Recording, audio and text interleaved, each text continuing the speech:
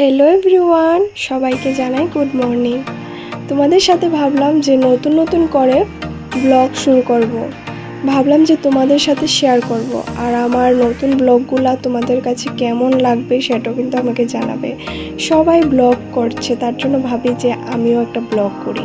তো একটা তো অলরেডি ব্লগ আমি পোস্ট করে দিয়েছি, তোমরা অনেকে দেখেছো, অনেকে দেখোইনি, আর সেটা সেরকমভাবে রিচও আসেনি।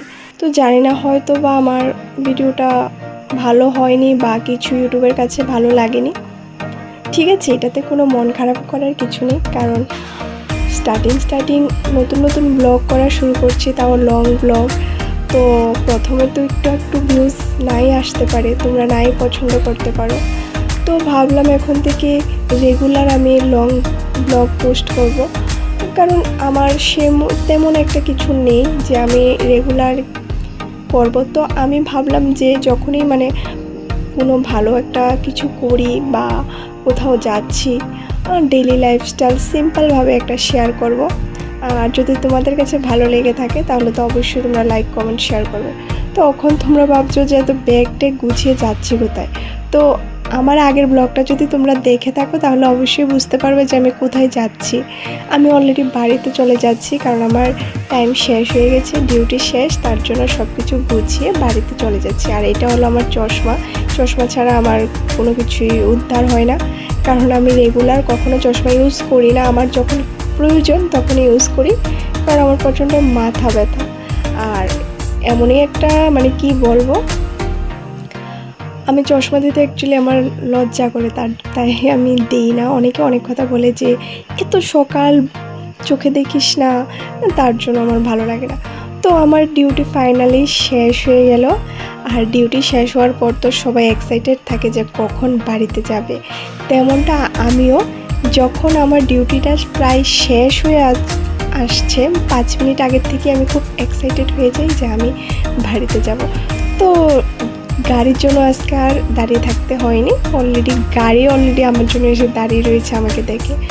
তো বাড়িতে চলে যাচ্ছি, চলতে তোমাদের সাথে আমি ভাবলাম যে একটা ক্লিপ নিয়ে নেই আমাদের দেশের এই ঘন বন জঙ্গলের। তো ফাইনালি বাড়িতে এখন চলে আসলাম। এতটাই জলের পিপাসা ধরেছে, আমি আজকে জলও নিতে ভুলে গেছি, কারণ সকাল আমার এতটা তাড়াহুড়া লেগে যায় একদম সকালবেলা। তারপর একজন এসেছে পিপি দেওয়ার জন্য, খাওয়ার পরেরটা দেওয়ার জন্য সুগার। তো এবার বলবে তুমি কেন সুগার নিচ্ছ। আমার আগের ভিডিওটা দেখলে তোমরা বুঝতে পারবে যে আমি কি কাজ করি বা কোথায় কাজ করি। তো সব কিছু সেরে তাড়াহুড়া করে স্নান করে আসলাম। আজকে আবার একটা জায়গা যাওয়ার কথা ছিল, একটা প্রসাদের নিমন্ত্রণে। তো তাড়াহুড়া করে স্নান করে ভালোভাবে আমি স্কিন কেয়ার করে নিলাম। আর একটা জিনিস কি জানো, আমি সবসময় চেটাফিলের প্রোডাক্টই ইউজ করি, আর আমার কাছে তো দারুণ লাগে চেটাফিলের এই ময়শ্চারাইজারটা। খুব ভালো একটা প্রোডাক্ট, কি বলবো, যত এটার ব্যাপারে বলবো ততই কম হবে। আর চেটাফিল ময়শ্চারাইজার প্রোডাক্ট সম্পর্কে আমার আরও একটা চ্যানেল আছে, স্মিতাস বিউটি 1M। ওইটার মধ্যে আমি সব সময় যত প্রোডাক্ট আছে সবগুলো প্রোডাক্ট রিভিউ শেয়ার করি। তোমরা যদি সার্চ করলেই ফার্স্টেই চলে আসবে স্মিতাস বিউটি 1M দিয়ে সার্চ করলেই চলে আসবে। এটার মধ্যে আমার যা প্রোডাক্ট আমি স্কিন কেয়ারের জন্য ইউজ করি সবগুলো প্রোডাক্টের রিভিউ আমি অলরেডি দিয়ে থাকি। তো তোমরা আমার চ্যানেলটা সার্চ করলেই পেয়ে যাবে। আর আরেকটা কি, এখন বলবে যে তুমি বোরোপ্লাসের কেন বডি লোশন ইউজ করছো।